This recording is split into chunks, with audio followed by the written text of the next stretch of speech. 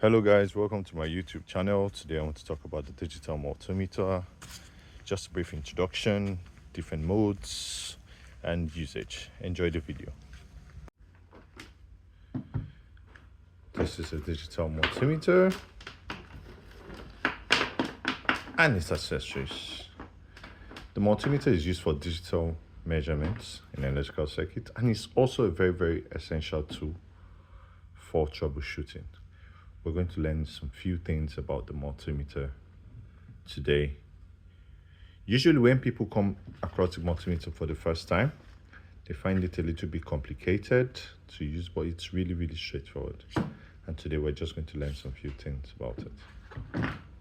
Taking a closer look at the different options of measurements for the multimeters, you see the voltage, resistance, continuity, diode measurement, frequency, current measurements, capacitance. So depending on the application, what you want to do, just switch. This is continuity, one of the most very important tests when doing troubleshooting.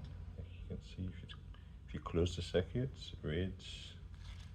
So continuity test is mostly checked to